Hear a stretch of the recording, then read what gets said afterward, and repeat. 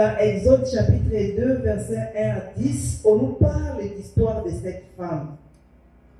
De par ses origines, elle était une fille de Lévi. Elle est mariée à Amram, dont nous trouvons le nom dans Exode 6, verset 20. Amram, Jochebed, tous sont descendants de Lévi. Amen, amen. Si on peut dire, Moïse était un lévite de père et de mère. Alors, de par l'origine, vous allez comprendre avec moi plus tard, quand Dieu va établir, c'est de la descendance de Lévi qu'est sorti les sacrificateurs.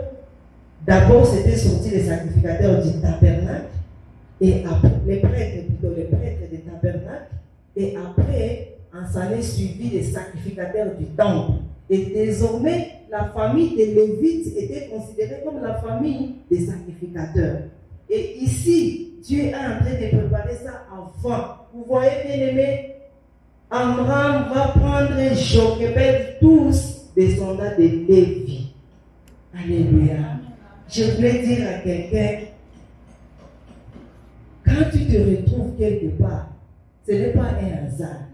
Dieu arrange les choses. Peu importe là où tu te trouves, peu importe là où tu t'es attaché, sache que derrière ça, il y a un plan de Dieu. Dans le plan de Dieu, il fallait que Moïse naisse. Et Moïse devait être un sacrificateur. Et Moïse devait descendre de la famille des Lévites. Et là, on ne pouvait pas mélanger les sangs. Il fallait que le père et la mère soient des Lévites. Ça, c'est le commencement de Moïse. Et là, ce n'est pas notre problème. Nous avons le problème avec Jochebed. Amen, amen. Une femme de foi et de courage.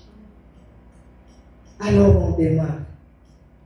Cette femme devait enceinte et enfanta un fils. Elle vit qu'il était beau et le cacha pendant 3 mois. Et en train de vivre pendant le temps de l'adversité. Si on rentre un peu en arrière dans Exode chapitre 1er, verset 22, alors Pharaon donna cet ordre à tout son peuple. Vous jeterez dans les fleuves tout garçon qui naîtra et vous laisserez vivre toutes les filles. Amen, amen. Jochebed est en train de vivre pendant le temps où le décret est prononcé. Quel était le problème? Isaac est descendu en Égypte pour aller rejoindre Joseph, son fils. Ils ont vécu là-bas. Après ça, il y a eu un pharaon qui ne connaissait plus l'histoire de Joseph et de sa suite. Alors lui, il vient régner, il trouve un peuple qui est en train de s'accroître à une vitesse extraordinaire.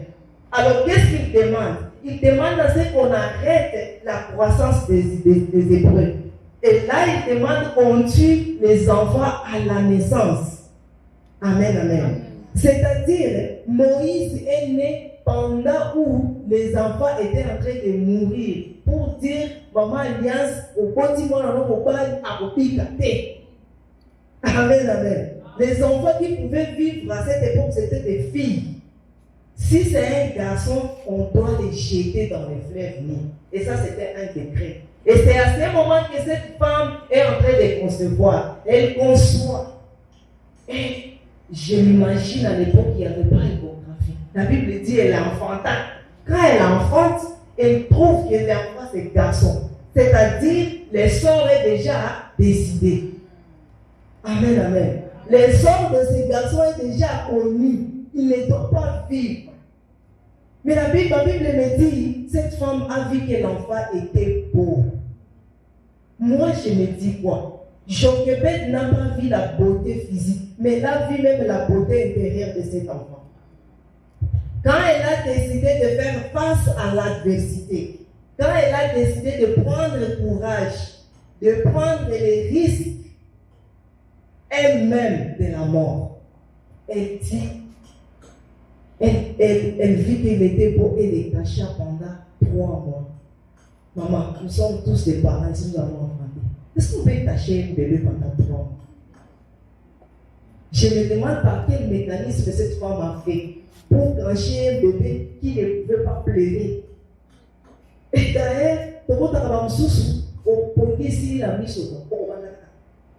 toute la nuit, l'enfant va te faire, tu vas chanter toutes les cantiques, tu vas composer, tu vas être, je ne sais pas moi, chanteur de haut niveau. Mais cette dame ici a un bébé qui est trop caché pendant 3 mois. Que les voisins ne puissent pas voir qu'il y a un bébé. Amen, amen. Elle a réussi. Elle a réussi à cacher ses bébés. Non, c'est pas parce qu'elle a vu. Jochebed avait les yeux pour voir ce qui était dans cet enfant. Deutéronome 34:10 dit, il n'y avait pas un grand homme, un grand prophète en Israël comme Moïse. Que Dieu nous aide, nous les mamans, à nous donner l'œil spirituel pour voir ce qui sort de nos seins. Amen, amen. Amen. Je profite pour dire, il y a des enfants dont nous-mêmes les enfants, nous avons livré au monde parce que nous n'avons pas eu les yeux de voir le mystère caché dans ces enfants et de prendre des précautions en avance. Je l'imagine, si cette femme avait eu peur et laissé cet enfant, quelle est cette personne, cette grande personnalité allait être détruite aussi simplement comme ça. Non seulement une grande personnalité, mais un sauveur. Amen, amen. Amen. Elle a pris les risques. Je voudrais que tu soulignes ça, prendre les risques. Les risques qu'elle a pris, c'était les risques de sa vie. Parce que si ça venait qu'on l'attrape, qu'elle est en train de cacher un enfant garçon, en train de désobéir à l'ordre, au décret du roi, je crois qu'elle allait mourir. Parce que le pharaon avait donné l'ordre. Et au début, il avait même donné l'ordre aux sages-femmes. Dit à la naissance, mais les sages-femmes, là, la Bible dit, elles avaient la crainte de Dieu. Elles n'ont pas fait ça. Et quand Pharaon leur a demandé, mais qu'est-ce qui se passe? Elles ont dit, Pharaon, les femmes hébreues, elles sont terribles. Elles sont très puissantes. Avant que tu n'arrives, tu trouves qu'elles ont déjà accouché. Et tu ne trouves pas même là la trace des enfants. Et pourtant, il laissait ses enfants vivre normalement. Alors, Jochebed, c'est une femme qui a pris les risques, au risque de sa vie, en train de cacher un bébé pendant 3 mois. Amen, amen. Elle a caché Moïse pendant 3 mois. Ne pouvant plus, nous sommes au verset 3, ne pouvant plus les cacher, elle prit une caisse de jonc qu'elle enduisit de bitume et de bois et mit l'enfant et les déposa parmi les roseaux sur le bord du fleuve Nil. Nous arrivons à un moment où maintenant Jochebed comprend que ici là, moi, mes capacités sont finies. Amen, amen. Elle a compris que moi ici là, pour moi, je ne saurais plus franchir cette limite. Bien-aimés, enfants de Dieu, femmes courageuses, nous devons connaître nos limites. Il y a des choses que nous pouvons faire, il y a des choses que Dieu va faire. Amen, amen. Et je verrai des choses que toi-même tu peux faire. C'est que la capacité de cacher Moïse pendant 3 mois était réservée à sa maman. 3 mois, Dieu savait qu'elle peut gérer. Bien évidemment, il y a des situations que tu peux gérer pendant un temps. Et il y a des moments où ça arrive, tu dois transférer les dossiers. Amen. Alléluia. Amen. Pourquoi tu restes là à porter ce que tu ne peux pas? Pourquoi tu te mets, tu t'accroupis sur quelque chose où tu sens que toi-même, tu es limité? Que Dieu nous donne le discernement de savoir la limite de nos capacités dans tout ce que nous traversons comme adversité. Amen. Et je vous assure, tant que vous avez la capacité de faire, je vous confirme, avec expérience, il ne le fera pas à ta place. Il attendra ce que toi-même tu t'élèves. Et quand tu vas te lever, quand tu vas faire, quand tu vas atteindre tes 3 mois, là, il saura que maintenant, elle ne peut plus. Et Jochebed était une femme qui était connectée à Dieu. Elle a su que ici, là, 3 mois, je ne saurais pas. Et c'est normal avec les bébés. Si c'est un bébé calme, si c'est un bébé qui ne dérange pas, de 3 mois, là, vous sentez que le bébé est vraiment calme. Tu peux avoir un enfant qui ne pleure pas. Les gens ne sauront pas que tu as un bébé. Mais après 3 mois, il va commencer à balbutier, il va commencer à parler. Ils sont remplis de cachets. Amen, amen. Au-delà des 3 mois, 4, 5, il va chercher à s'asseoir. Il va chercher à ramper. Même si tu vas le cacher, il va ramper de la maison, il va sortir dehors. Amen, amen. Alors Moïse devait ramper, Moïse devait commencer à balbutier, Moïse devait commencer à faire du bruit. Et maintenant, Jochebed a dit ça ici, je ne saurais pas. Qu'est-ce que je décide? Moi, je décide maintenant d'aller déposer cet enfant là où Pharaon a dit qu'on le dépose. Alléluia. Pharaon avait ordonné à ce qu'on jette les enfants dans le fleuve Nil. Jochebed n'a pas fait le contraire. Jochebed a amené cet enfant là-bas. Alléluia. Mais avec un seul objectif, plein de foi. Elle s'est dit, Dieu, cet enfant, je vois que c'est un grand. Je vois qu'il y a quelque chose en lui. Il ne va pas mourir. Pharaon a dit, on les jette dans le fleuve. On les jetait sans rien. Mais moi, j'arrange un panier. Amen, amen. J'arrange un panier en telle sorte que cet enfant, en entrant dans le Nil, à cause il faut qu'il flotte. Quel degré de la foi? Elle a compris ses limites. Elle a compris qu'elle ne pouvait pas. Alors il fallait qu'elle la prête. Ça, c'est l'amour maternel. L'amour maternel qui s'est préservé. Amen, amen. Jochebed a pris son enfant avec foi et courage. Elle l'a mis dans ses paniers. Elle est partie déposer dans les nids. En déposant dans les nids, elle s'est dit, Dieu, occupe-toi de ça maintenant. Alléluia. Occupe-toi de ça. Parce que moi, je sais que ici, moi, je ne peux plus les tâcher. Mais maintenant, je les confie entre tes mains. Et ce qui montre le degré de la foi de cette femme bien-aimée. Elle a déposé l'enfant dans les mines. Elle était sûre que cet enfant va survivre. Pourquoi? Elle a mis une sentinelle. Ça, c'est Myriam. Va commencer à surveiller comment il va. Amen, amen. Et Myriam était là cachée dans les roseaux, en train de voir comment l'enfant est en train de flotter sur les nids. En train de flotter sur les nids. L'enfant n'a pas péri parce qu'elle avait mis sa foi en Dieu. Une femme qui a refusé de céder à une loi aussi injuste que diabolique, qui aurait coûté la vie de son fils. Et maintenant, Myriam est en train de surveiller l'enfant sur les nids. La Bible ne précise pas s'il a fait combien de jours sur le fleuve, mais tout ce qu'on sait, l'enfant était là et sa sœur surveillait. Amen, amen. Et à un moment donné, la fille de Pharaon est descendue pour se baigner dans les nids. C'est l'histoire que nous connaissons. Et la fille est descendue pour se baigner dans les nids.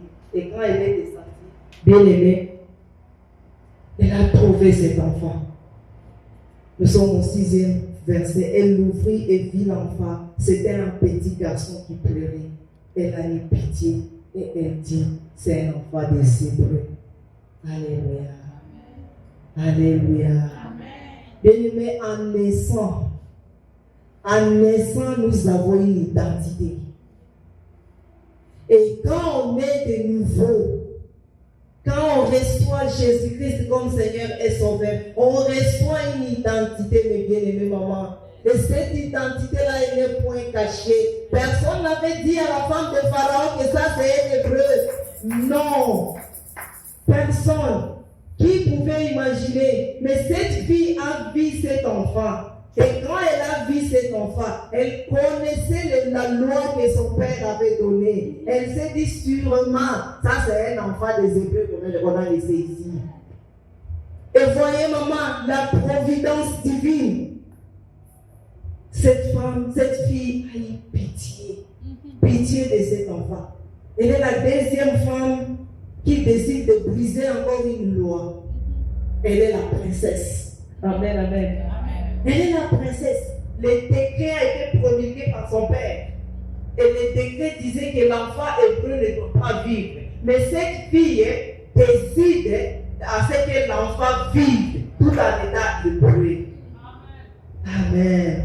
Là où les décrets ont été écrits pour ta vie, maman, pour cette année 2026. Tout ce qui a été décrit, même tes ennemis parleront en ton faveur. Parce que Dieu est dedans. Entre dedans, les choses changent. Les décrets doivent changer.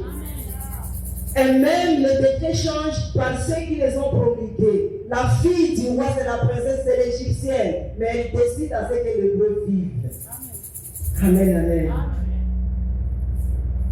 L'identité. On a reconnu cet enfant par son identité. Et parce que les décrets étaient déjà signés, il n'y avait que l'enfant de l'hébreu qui allait se retrouver sur l'île. J'aimerais dire à quelqu'un, l'endroit même où on a décidé que tu périsses, c'est là où tu vivras. Tu n'as pas besoin de fuir, tu n'as pas besoin de changer, tu n'as pas besoin de te lamenter. Là où c'était décidé que tu périsses, c'est là où toi tu vas survivre. Les autres Hébreux, les autres enfants ont péri dans les villes, mais Moïse n'a pas péri. Sur le même lieu, dans le même endroit, dans les mêmes conditions. Amen, amen. En naissant, bien-aimé, nous portons une mission. Personne n'est né par hasard. Il n'y a pas de hasard dans la vie de quelqu'un. J'aimerais dire à une maman, tu n'es pas un fruit du hasard. Non. Tu n'es pas un fruit du hasard. Tu es dans le plan de Dieu. C'est à nous, c'est à toi, c'est à moi de s'aligner dans ces plans.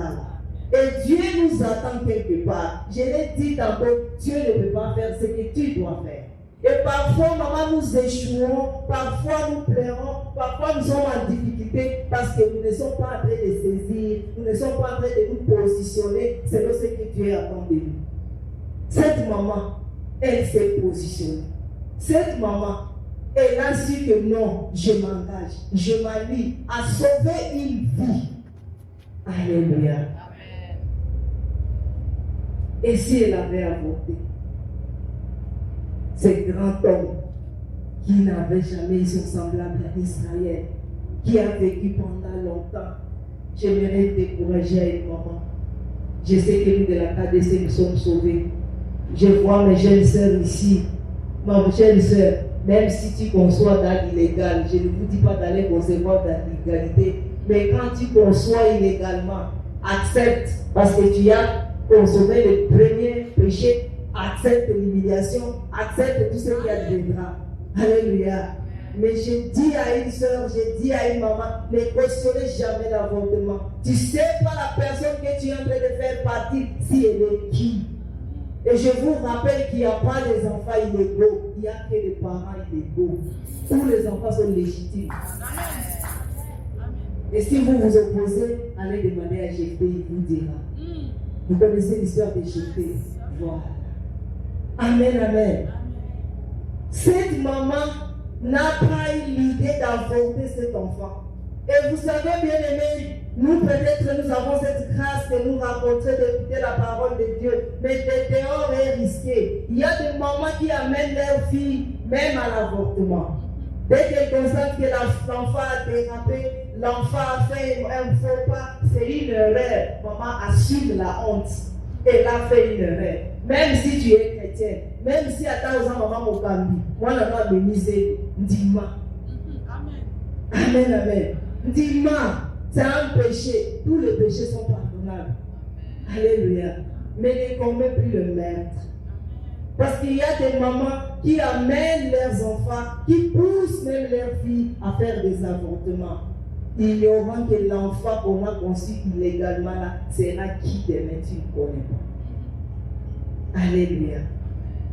Cette maman a eu le courage. Elle a eu le courage. Elle a amené l'enfant. Et maintenant l'enfant est entre les mains de la fille du roi. Ce que j'aime dans cette partie, c'est la manière dont Dieu arrange les choses, les mamans. Alléluia. Non seulement elle ramène l'enfant entre la princesse du roi, la princesse pour briser les décrets de son père. Mais aussi, elle fait en sorte que cette princesse demande à Myriam. Parce que quand la princesse a reçu l'enfant, Myriam est sortie. Elle dit, mais c'est le pleurer. Il est en train de pleurer. Est-ce que tu peux me trouver une nourrice pour cet enfant? Et on va chercher la maman de l'enfant. Amen. Alléluia. Amen. Ça, c'était une récompense que tu as donnée à la foi de cette femme. Comme tu as crié en moi, Jochebed, alors je vais te faire voir le miracle. Le miracle, c'est que on part chercher la maman elle-même pour venir allaiter son fils. Non seulement l'allaiter gratuitement, mais avec salaire. Amen. Alléluia. Ton enfant, tu as accouché, tu as gardé, et maintenant pour allaiter, te les condamne gratuitement là, ton te paye salaire. Quel miracle! Il est merveilleux, notre Dieu. C'est pourquoi on s'abandonne entre ses mains. Alléluia. Jochebed récupère encore son enfant. C'est cette foi-là qui a fait que cette maman a récupéré son enfant. Elle a eu le temps d'allaiter son enfant. Elle a eu le temps d'enseigner son enfant. Elle a eu le temps de lui parler. Il a inculqué la foi dans Moïse. Et vous allez lire dans la Bible, on dit que c'est pourquoi c'est par la foi que Moïse devenu grand, refusa d'être appelé égyptien. Sa maman lui avait dit, même si tu vas aller chez l'autre maman, là tu es hébreu, tu n'es pas égyptien. Il a inculqué les valeurs dans cet enfant. Parce que la Bible dit, quand il grandit, elle l'amena à la fille des pharaons. L'enfant a grandi. On n'a pas précisé à quel âge on a remis l'enfant. Amen, amen. Amen. Quand l'enfant a grandi, bon, grandir, ça commence à quel âge? Marcher, c'est que l'enfant a marché, ou bien il a parlé, ou bien il a remis à 10 ans, à 12 ans, à 15 ans, on ne sait pas. Mais la Bible dit quand même l'enfant a grandi. Et on l'a remis dans la maison royale. Et sûrement, Jochebed a pris le temps d'enseigner l'enfant.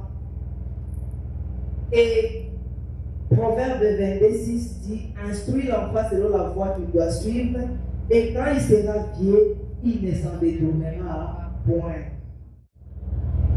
Bien-aimé, le moment, si on peut le dire, en Swahili, le siècle que nous vivons maintenant, ce n'est pas facile d'élever les enfants. Et vous allez dire oui avec moi, parce que ce que nous vivons, le dehors est risqué.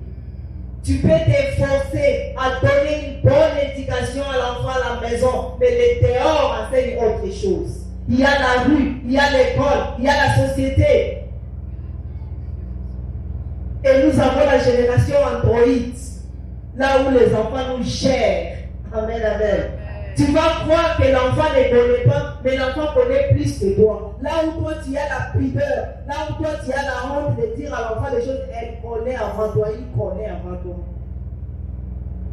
Et parfois tu as un téléphone qui te dépasse à manipuler, cet enfant va t'aider à manipuler ça. Vous voyez la génération dans laquelle nous sommes. Bien-aimés, que Dieu nous fasse des parents qui n'ont pas peur de prendre des positions et des décisions pour élever nos enfants selon la voie de Dieu.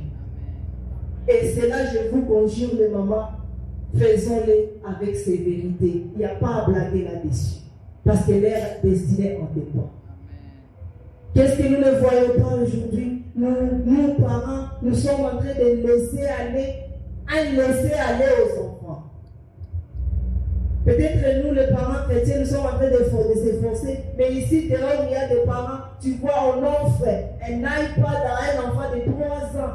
Qu'est-ce que tu inculques dans la tête de cet enfant? Amen, amen.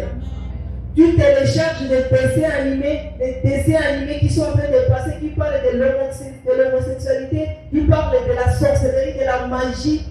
Si vous avez déjà suivi les dessins animés des enfants, maman, vous allez voir, il y a des choses horribles que les blancs vont passer sur la télé. Et qui apprennent aux enfants même la sorcellerie en ligne. Alléluia. Nous, quand on grandissait, on nous enseignait la Bible, on nous enseignait les versets bibliques. Ça, nous les parents, nous les mamans, nous avons laissé de côté. C'est l'histoire des moniteurs et monitrices à l'école. Et ils ont quel temps? Un peu de temps seulement. Mais nous passons les grands temps, le grand moment avec les enfants à la maison, en train d'être distraits.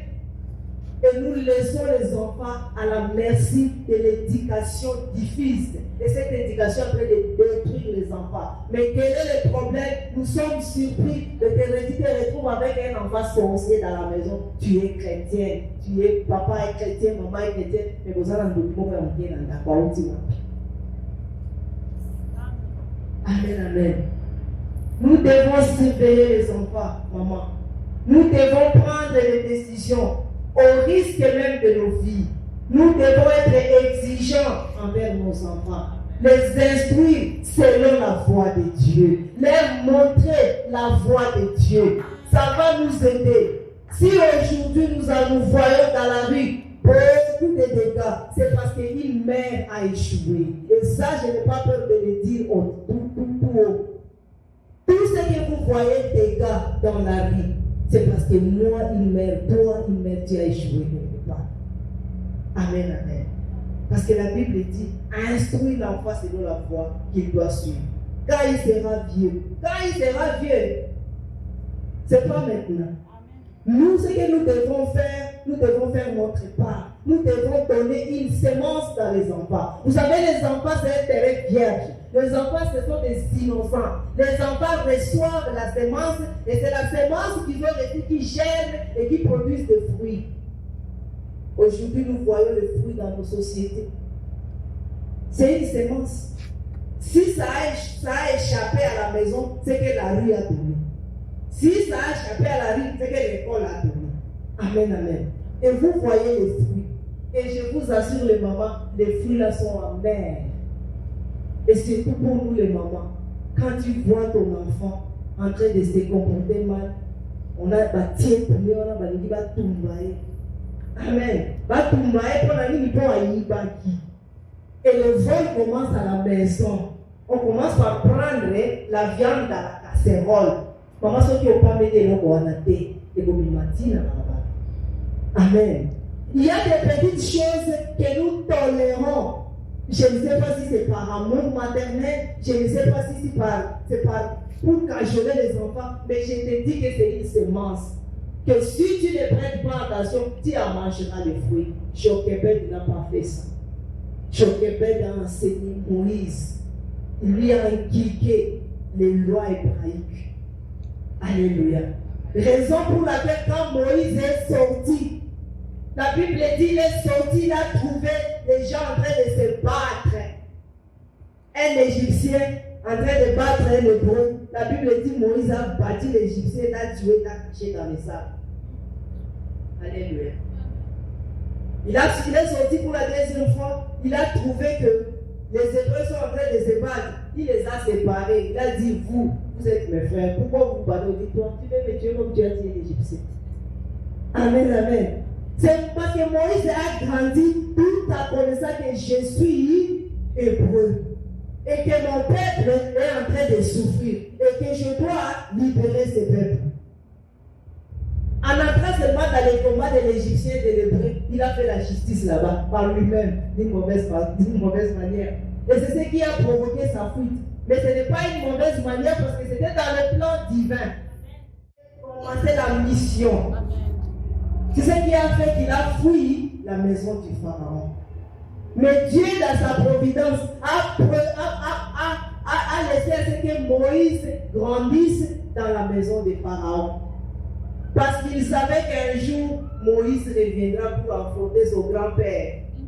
C'était son grand-père. Amen, amen. C'était son grand-père parce qu'elle était l'enfant de cette fille, comme l'enfant adoptif. Et vous savez, l'adoption, elle est légale. Ton fils, Moïse, s'était séparé de Jochebed. Et vous savez, ce qui me réjouit encore dans le caractère de cette femme, Jochebed, c'était une maman au grand cœur. Imagine-toi, elle a pris le risque d'abord de cacher l'enfant, et puis elle a pris le risque de se séparer avec son enfant. Amen, amen. Quelle est cette maman-là? Tu es vivante. Tu connais que ça, c'est le fruit de mes entrailles. Mais tu es en train de la donner à une fille qui n'a jamais accouché. Et tu dis, voici. Ce que Jochebed était en train de voir, ce que les autres ne voyaient pas. Dans la tête de Jochebed, c'était pourvu qu'il vive. Amen. Amen, amen. Amen. Même si je ne veux pas rester avec lui, mais là où il est là, pourvu qu'il soit en vie. Une femme qui avait beaucoup de foi pour faire la volonté de Dieu, malgré l'interdiction émise par les décrets de Pharaon. Ça, c'est le courage face à l'adversité. La foi pour se séparer de son fils. Elle décide de se séparer de son fils. Elle livre l'enfant aux Égyptiens. Et l'enfant va grandir pour apprendre comment il va revenir après, pour affronter.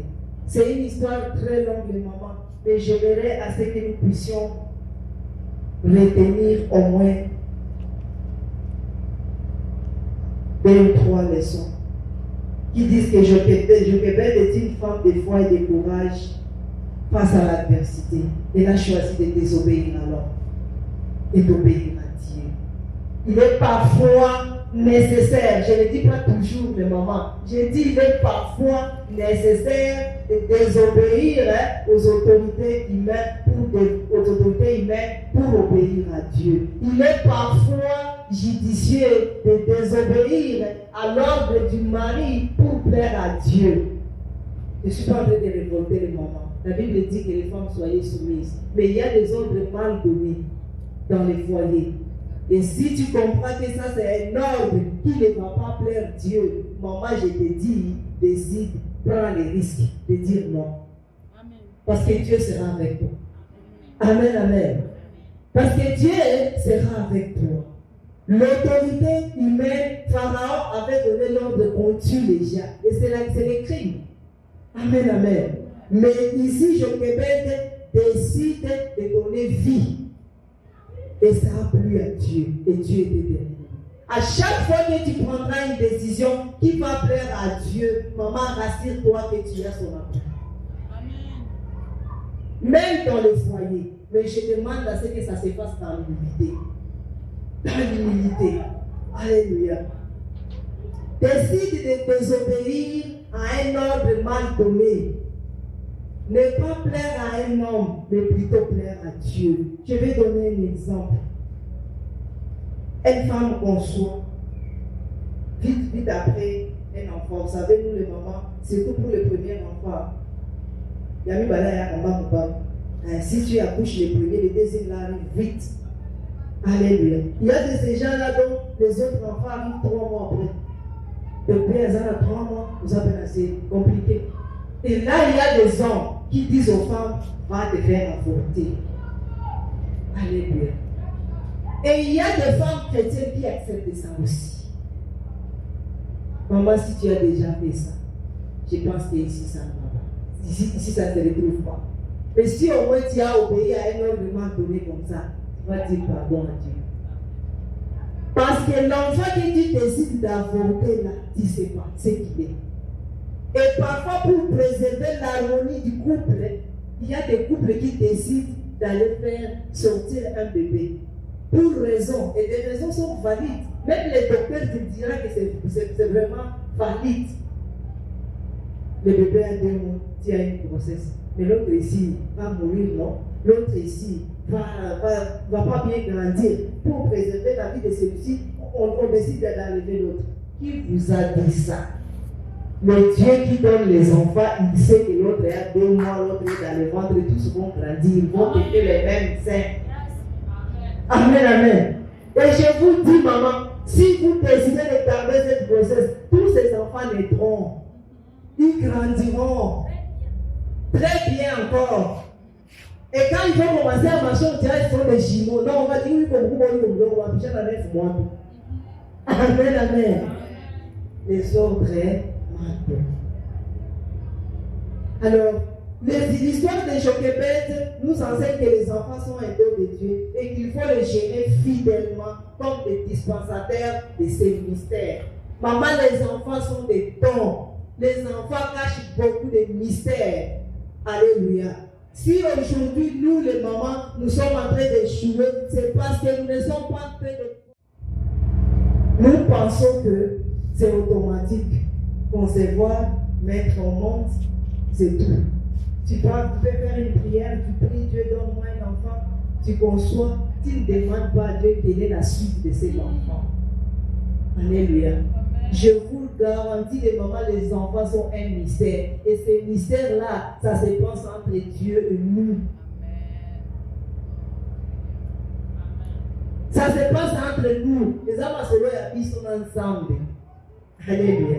Pour que Jésus naisse, on est venu dire à Marie, Marie, voilà, tu seras enceinte. Tu enfanteras un fils. Tu lui donneras un tel nom. Il sera ceci. La gloire reposera sur son épaule. Il sera appelé le Messie. On a donné l'identité de Jésus complète à Marie. Joseph ne savait rien. À Joseph, on a dit, toi, ne crains pas, prends ta femme. Les maçons, on va mettre le colonel à moi, et ça que tu as Marie dans le Alléluia. Il y a un autre exemple dans la Bible. Ça, c'est Rebecca. Rebecca a deux garçons dans le ventre. Ah la boy moite. Ah la boy moite. Bitou maladibu. Il y a quoi dans le ventre? La Bible dit là, je vais lui dire, Rebecca, dans le ventre, il y a des nations.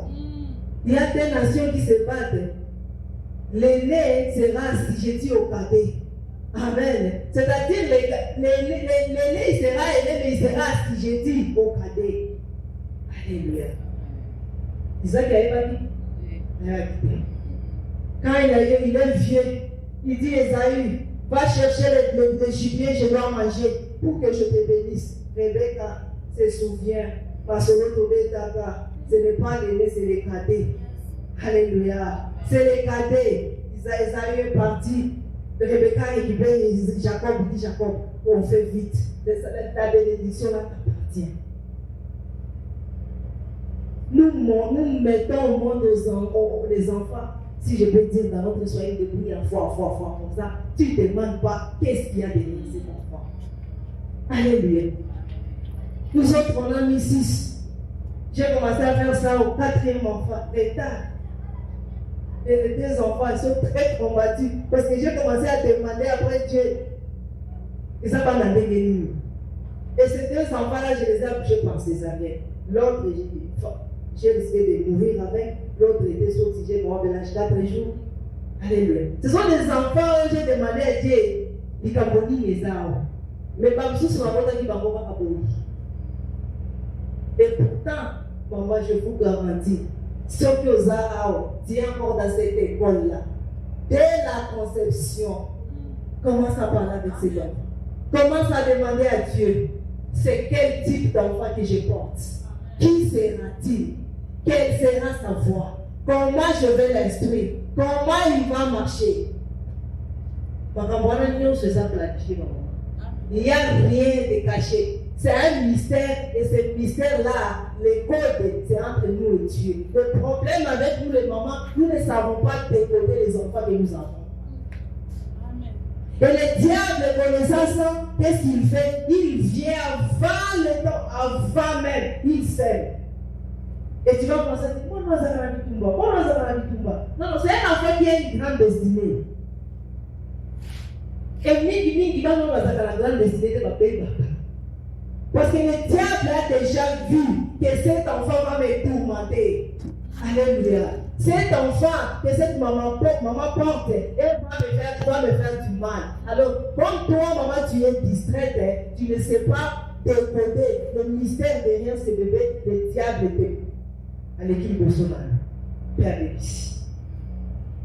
Mais maman, cette femme, elle a été clairvoyante. Collaboration, intimité avec Dieu. Alléluia. Imagine-toi, tu es en train de préparer Moïse pour être sacrificateur. Non, même pas Moïse, préparer sa tribu de Lévi. Tribu pour tout Moïse, ils bossent ensemble. Et Moïse qui va faire sortir les enfants d'Israël dans l'esclavagisme. Ça se prépare. Combien de pasteurs, combien de serviteurs que nous avons laissés dans la liste? Parce que nous n'avons pas su décoder le message qui était derrière ces enfants. Amen, amen. J'aimerais demander aux jeunes mamans qui sont ici, aux jeunes filles qui ne sont pas entrées dans le foyer, quand tu vas entrer, surtout pendant ces moments de la grossesse, pendant ces moments où tu vas avoir un bébé, ne sois pas distraite, maman. Cherche à trouver le code derrière cet enfant que tu portes. Parce que je vous garantis que les enfants, c'est un don de Dieu. Ça ne vient de nulle part, ça vient de Dieu seul. Alléluia. Et si Jochebed était naïf ou distraite comme nous, Moïse allait périr. Et qui allait sauver Israël? Et qui allait parler avec Dieu face à face? Qui Dieu pouvait utiliser? Dieu cherche des gens avec qui il peut collaborer. Mais il cherche les canaux. Et parfois, quand il nous cherche, nous sommes absentes.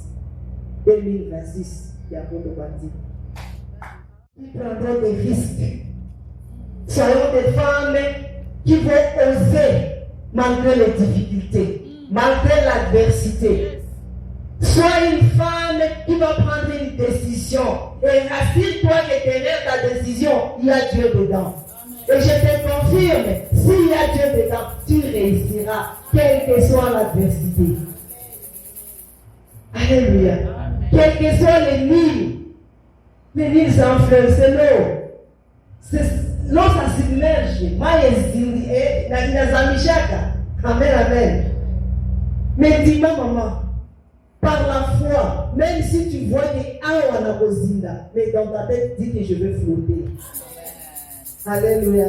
Même si tu vois qu'ici, on va s'enfoncer, mais dans ta tête, dis-moi, je vais flotter. Alléluia. 2026, c'est une année où Dieu va faire des grandes choses. Nous savons ça. C'est une année où Dieu a décidé de faire du bien à beaucoup de gens, mais à une seule condition, de marcher avec lui, d'être attentif à sa voix, d'être connecté.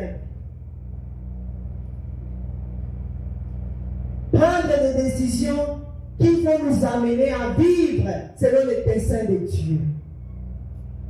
Nous fêtons des anniversaires, nous allons dans des fêtes. Vous voyez, l'année commence à terminer, aucun projet, aucun issue.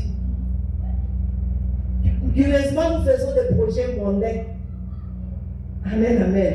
Mais projet avec Dieu, zéro. Maman Bélange, quel est ton projet cette année avec Dieu? Vous savez, je suis entré ici, quelque chose.